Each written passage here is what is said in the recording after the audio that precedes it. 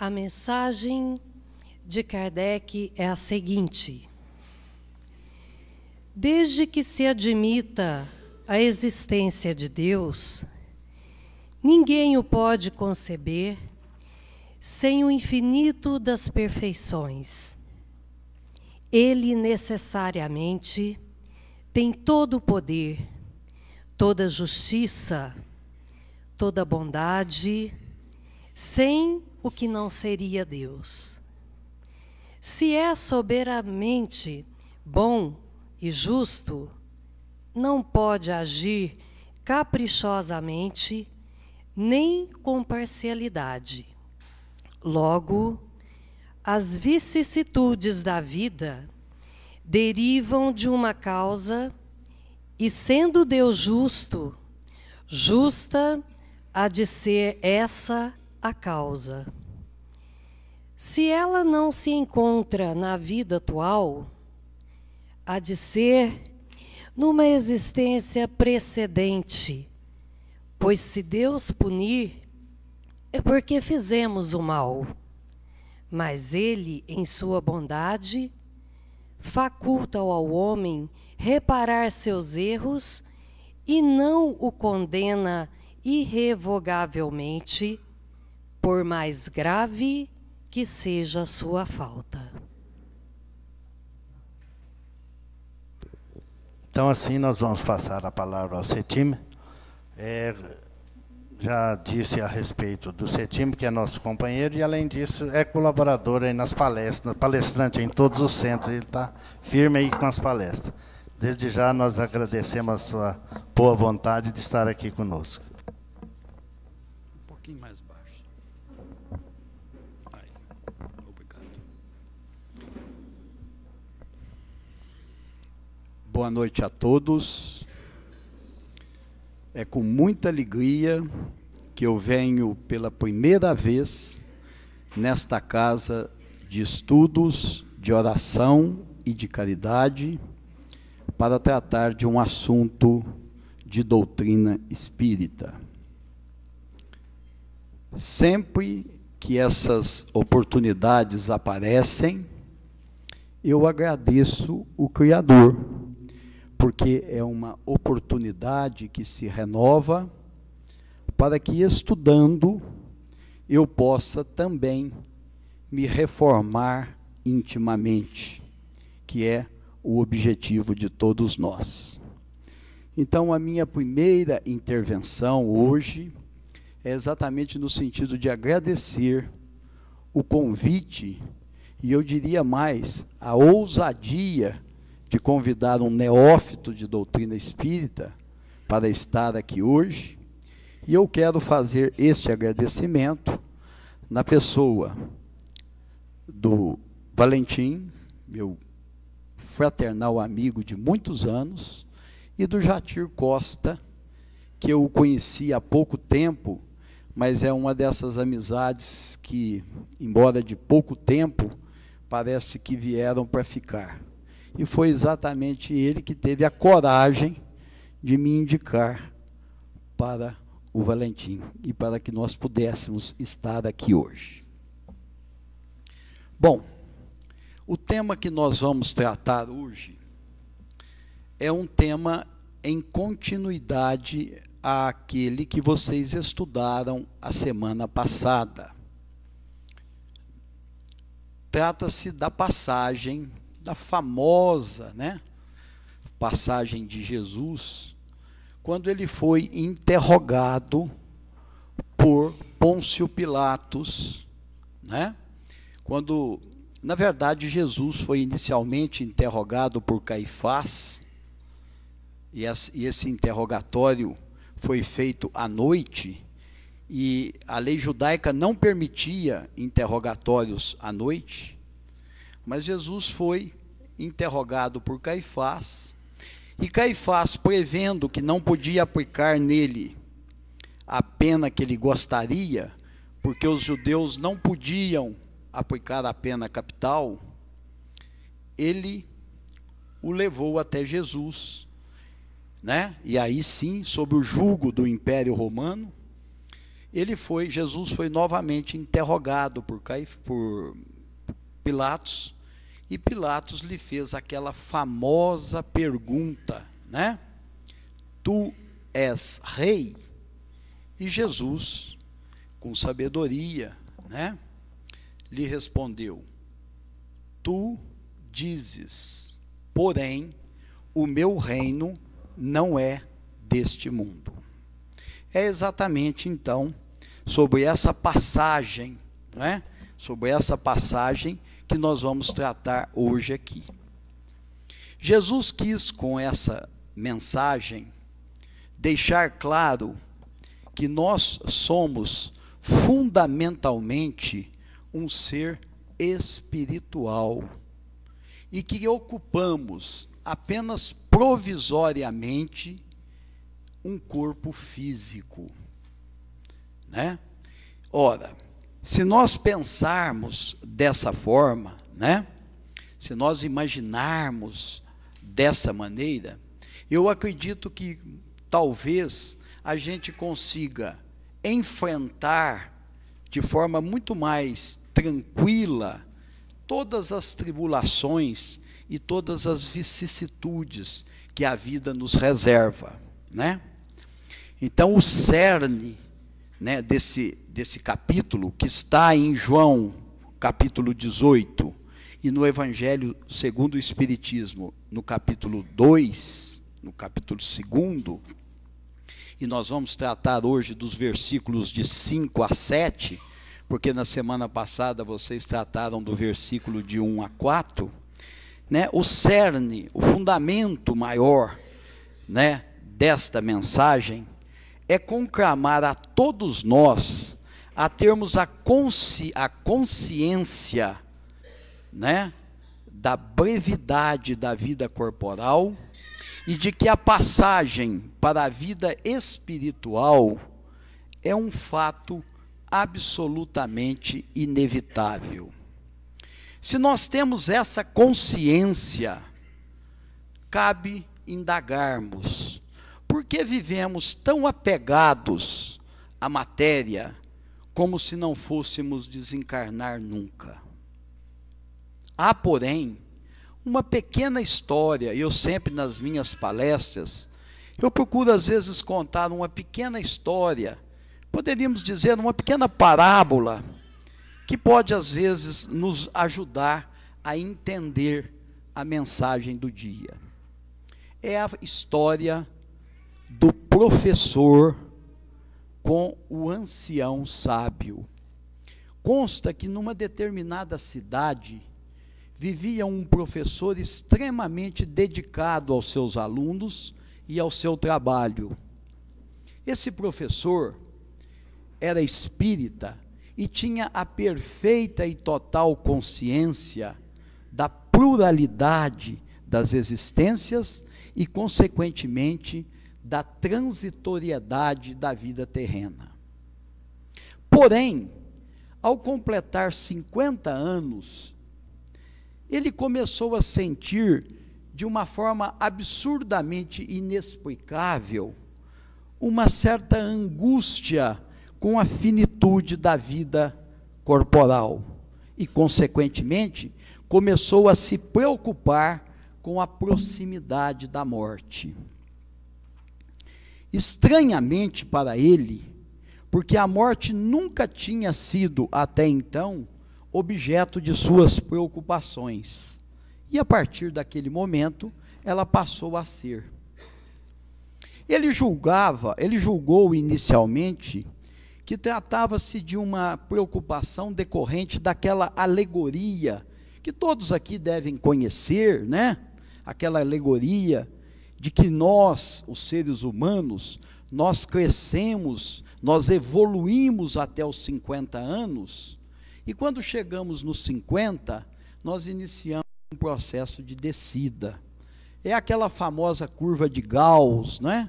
Então, o ápice da curva e depois a gente começa a descer, né?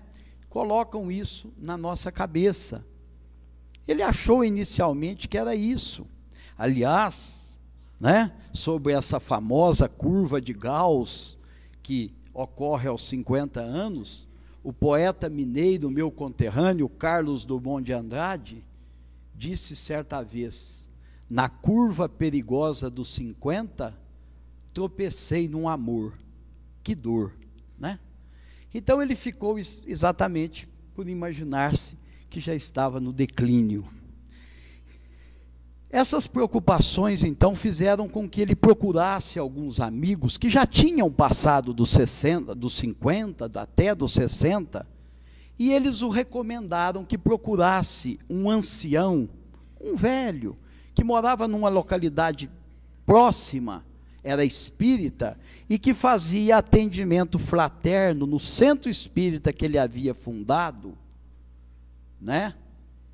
E esse velho, esse ancião, certa vez tivesse a resposta que ele precisava para novamente encontrar motivos para continuar vivendo sem essas preocupações desnecessárias. Foi ele, então, ter-se com o velho, contou ao velho a sua história, o velho ouviu pacientemente o que ele havia dito, percebeu ele que o velho já havia passado há muito tempo dos 90 anos.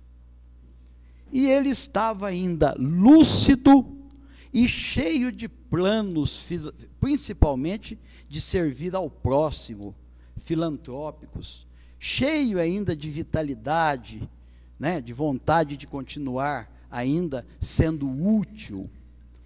O professor, então, surpreendeu-se com aquilo e perguntou a ele: meu amigo, como é que você consegue ter essa vitalidade tendo mais de 90 anos? E o ancião então lhe respondeu: olha, quanto mais velho eu fico, mais me aproximo da passagem inevitável. Mas, em contrapartida, mais me aproximo do Criador e, consequentemente, eu vou paulatinamente me desmaterializando e me tornando um ser espiritual, que é a minha verdadeira natureza. O professor retornou ao seu lar, livre daquelas angústias, pois entendeu que somos um espírito que habita provisoriamente um corpo físico e não um corpo que tem um espírito. Esse é, na verdade, o foco do nosso estudo.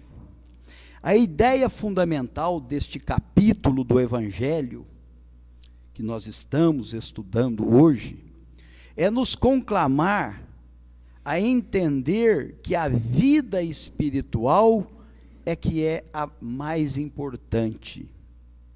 E quando nós pensamos que a vida espiritual é mais importante do que a vida material, nós mudamos completamente o nosso ponto de vista.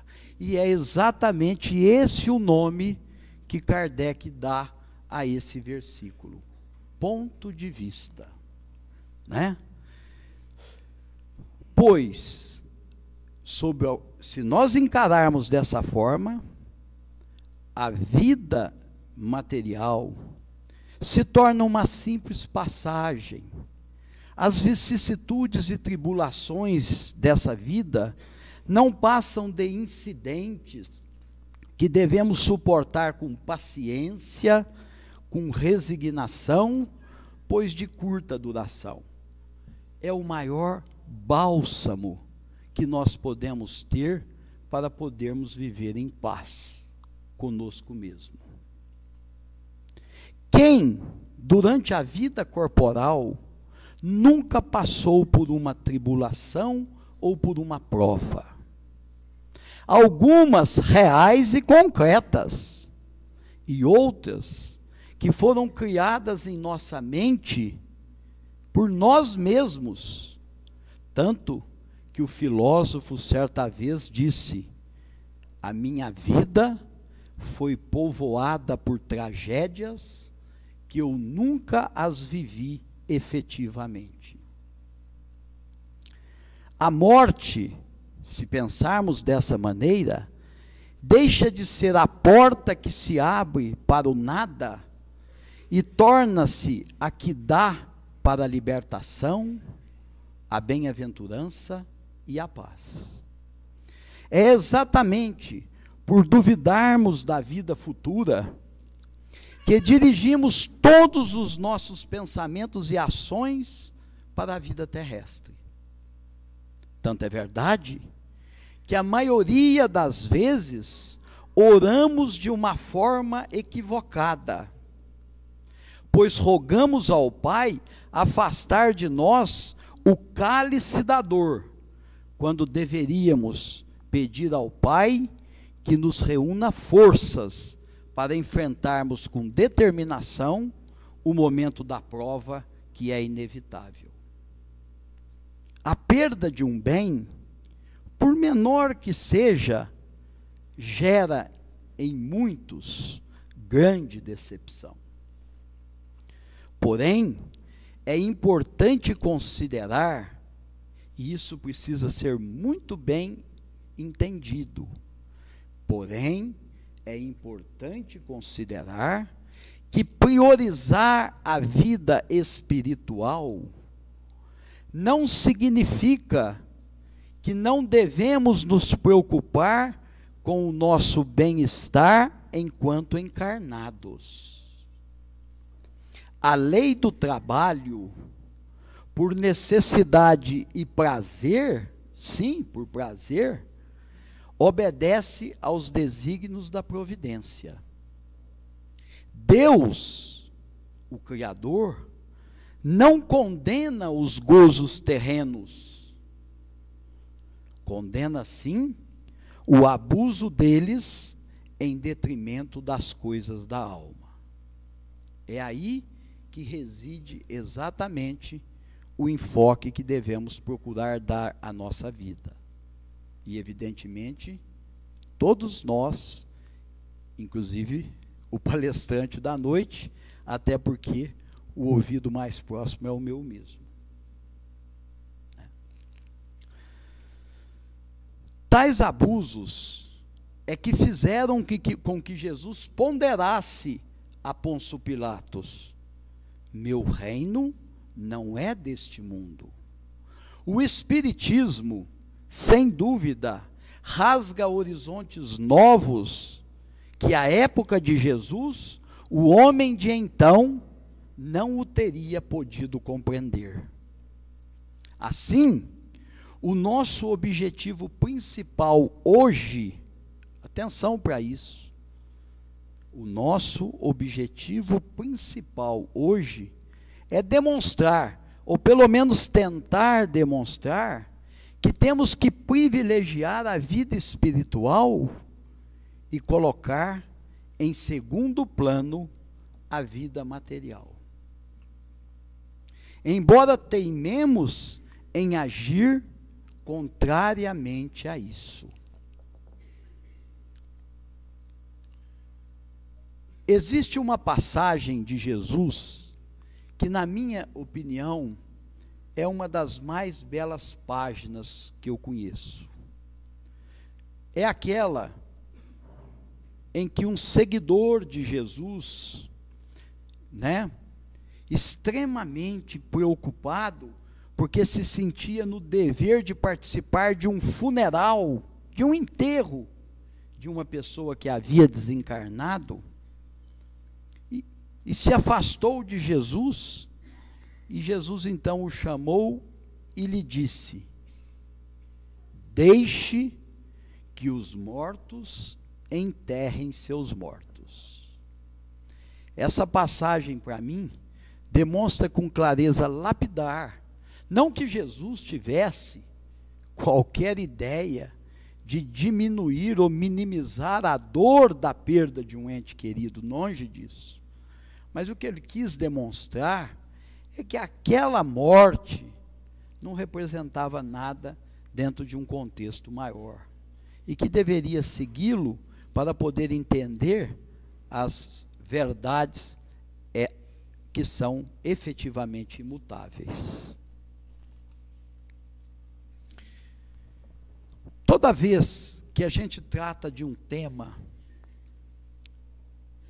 ligado ao Evangelho, é sempre muito importante a gente tentar fazer um link, uma ligação entre o Evangelho segundo o Espiritismo e o Evangelho de Jesus Cristo, que nos foi legado pelos 4 evangelistas.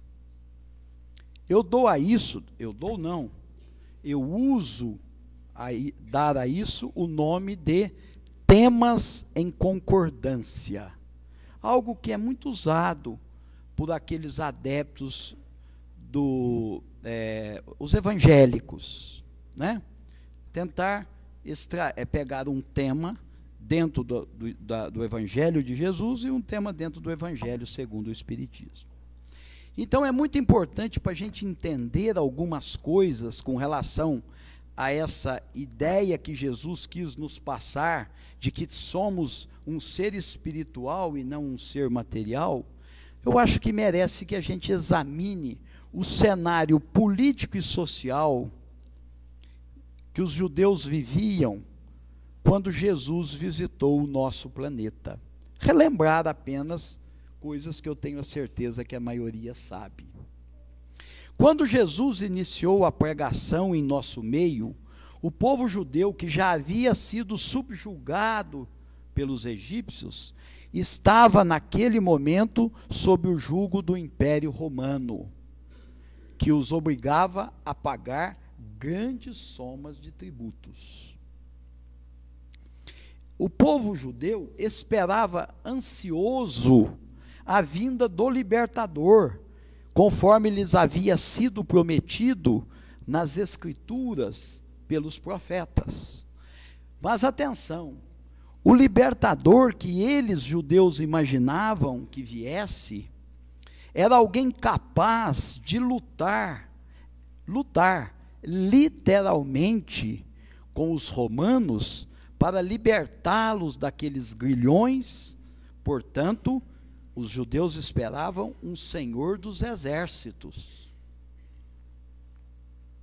Jesus, evidentemente, não veio com essas características, longe disso.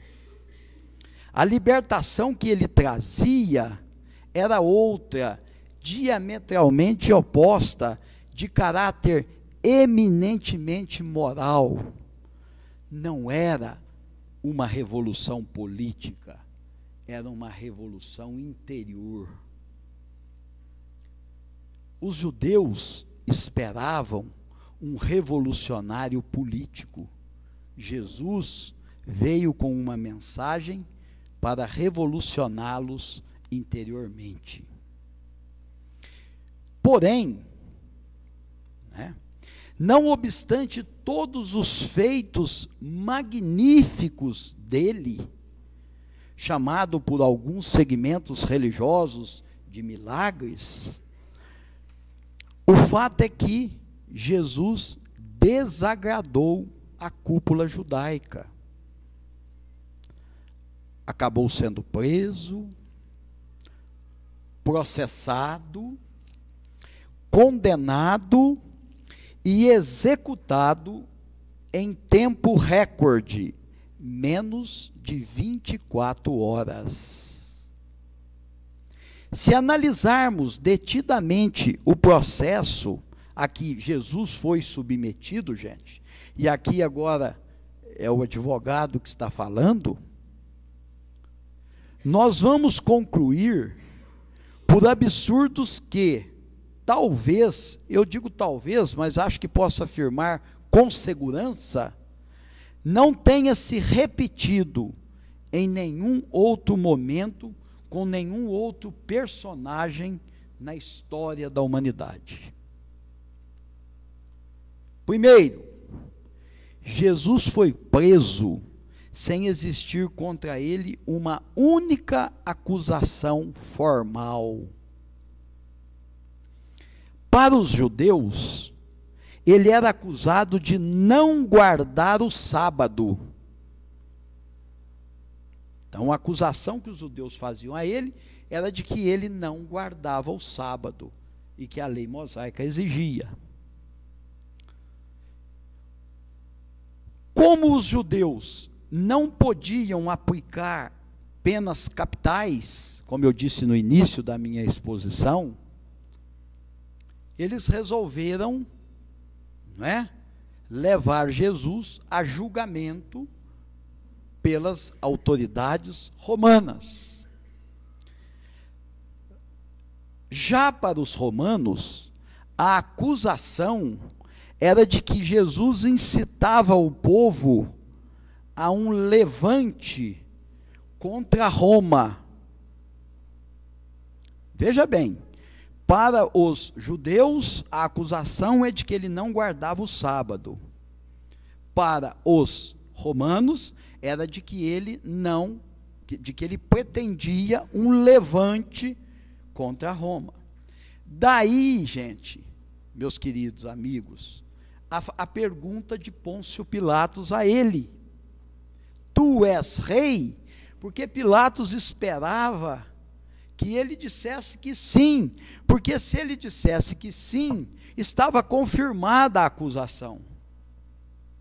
Porque, para aqueles que estudam direito, ou que já estudaram direito, a confissão é a rainha das provas. Ele estaria confessando a sua condição. E Jesus disse claramente que ele estava dizendo, mas que o reino dele não era desse mundo. Então vejam bem, ele sofreu duas acusações, uma dos judeus e outra do romano, e as duas improcedentes. Ah, mas Jesus trabalhava aos sábados. E ele foi perguntado certa vez por isso. Ele disse: meu pai trabalha até hoje e todos os dias. Perfeito? Então, simplesmente, ele entendia que se o pai trabalhava até hoje todos os dias, por que não ele? Segunda questão trágica, ele foi processado sem que lhe fosse dado o sagrado direito de defesa. Ele não moveu uma única palha em sua defesa.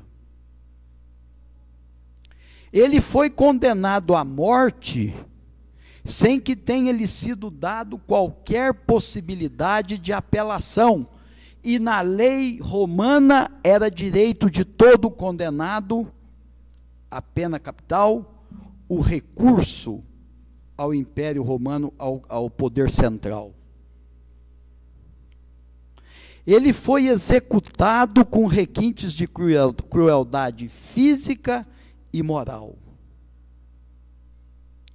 E vejam bem vocês, ele foi acusado pelos judeus de não guardar o sábado, portanto, agir contrariamente à lei mosaica.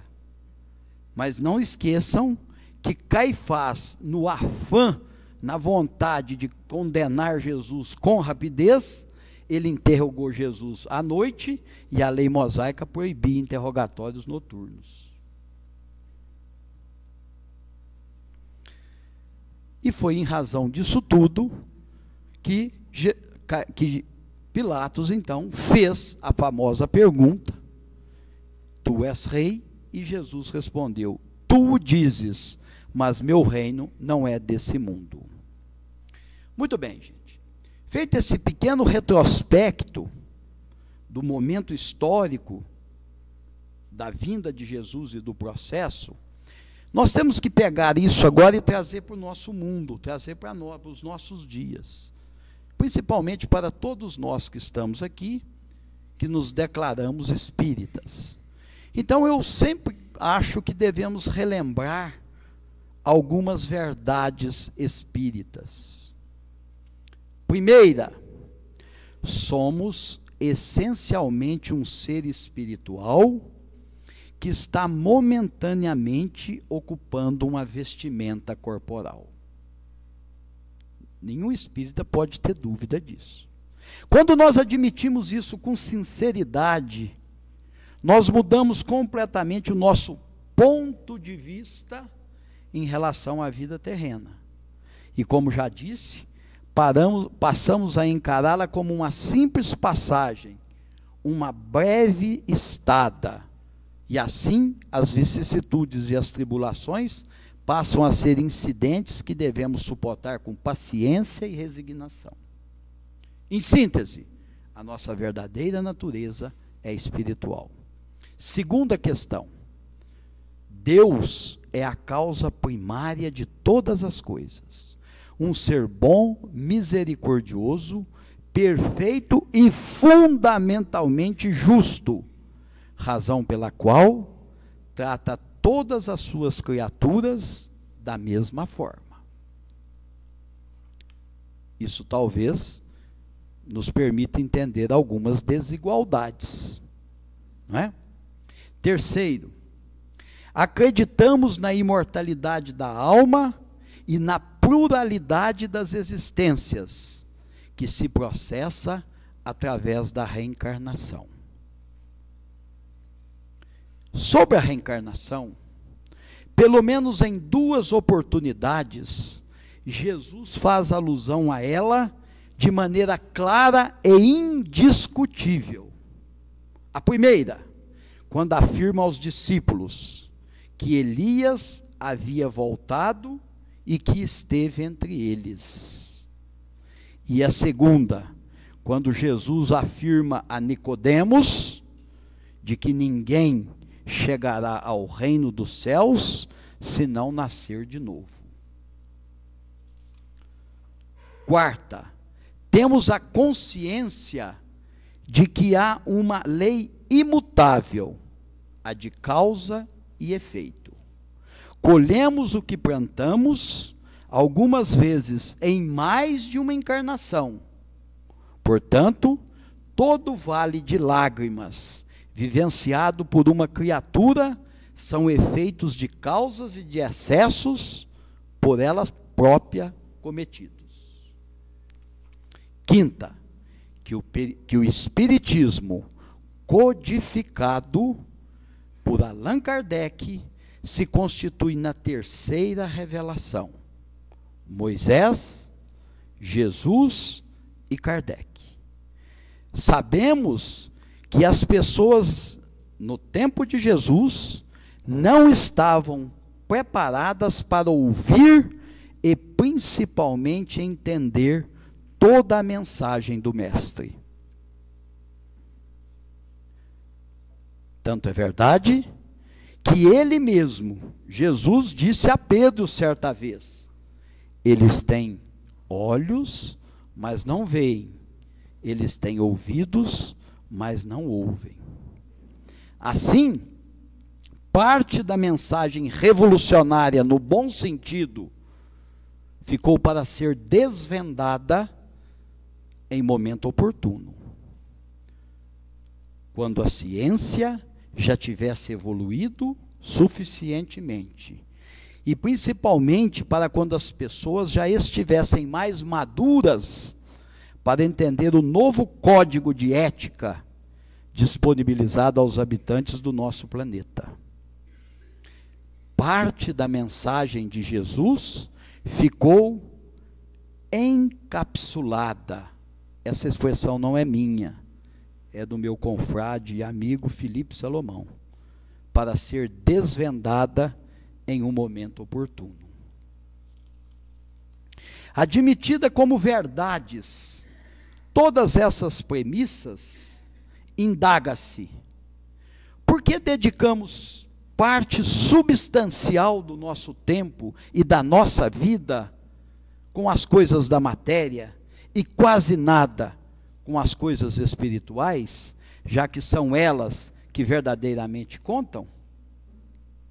Evidente que, como já salientado, hoje, enquanto encarnados, não podemos e não devemos nos ser desidiosos, pródigos, inconsequentes, pois temos compromissos materiais para conosco, para com a nossa família, para com a sociedade e para com o próprio Estado.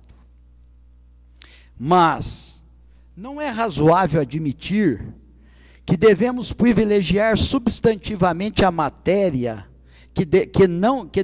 mas não é razoável admitir que devamos privilegiar substantivamente a vida espiritual, ao invés da material, que só nos leva a angústias, depressões e preocupações existenciais exageradas? Lembremos do Sermão da Montanha.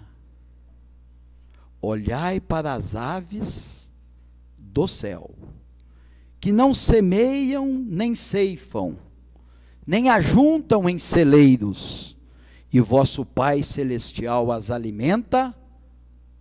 Não valei vós muito mais do que elas?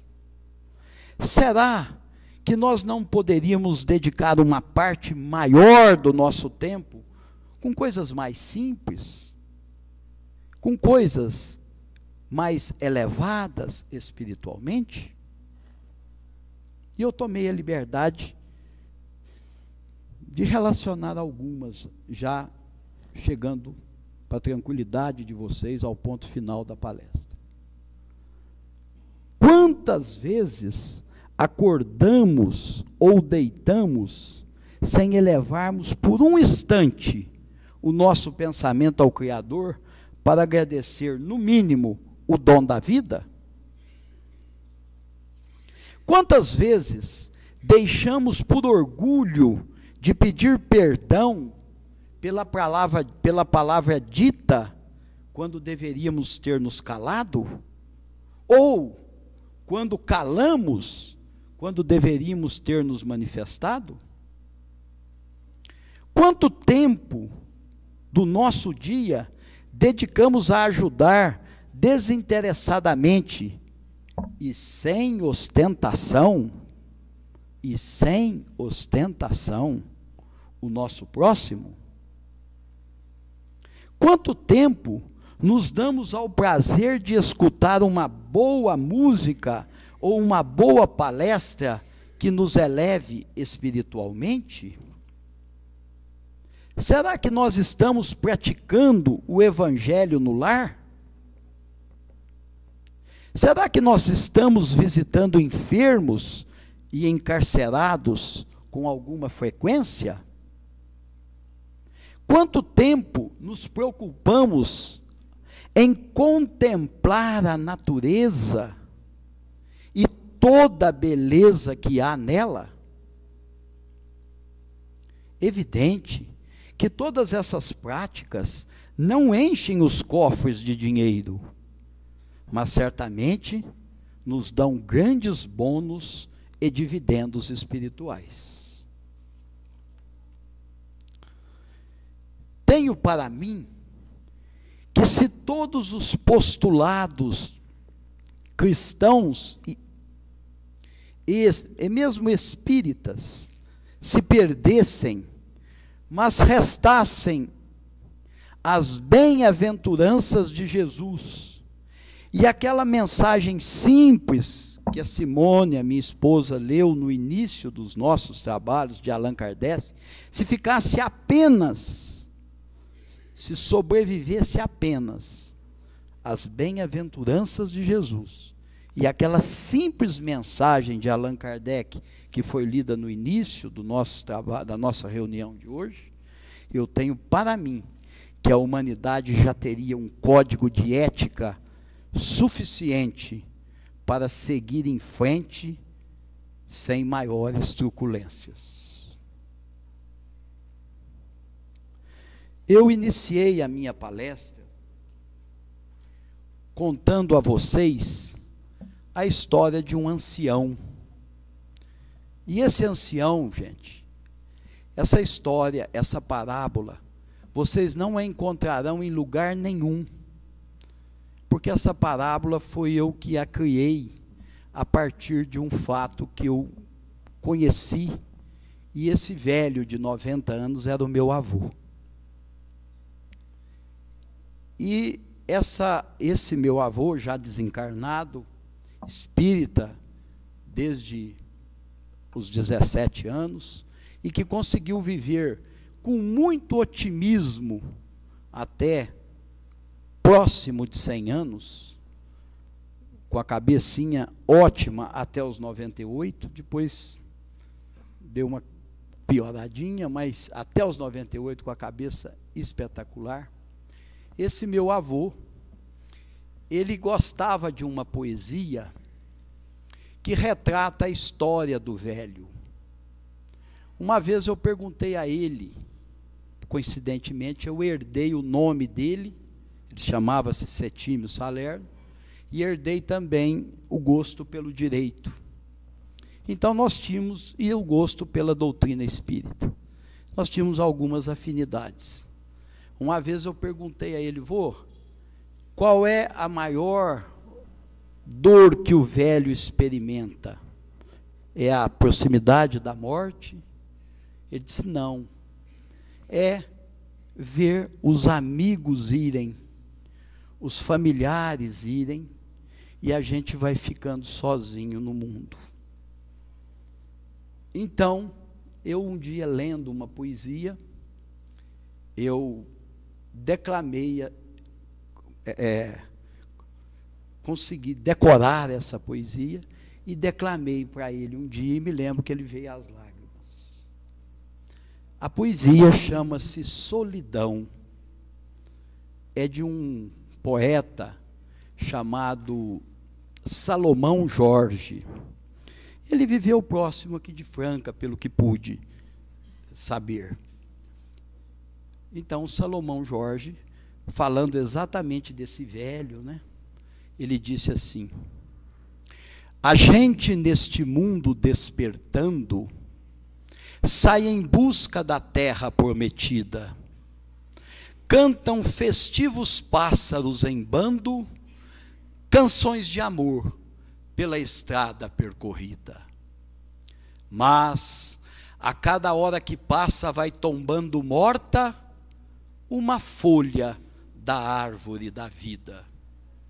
Irmãos, pais, amigos, de quando em quando, lá se vão para a sombra indefinida.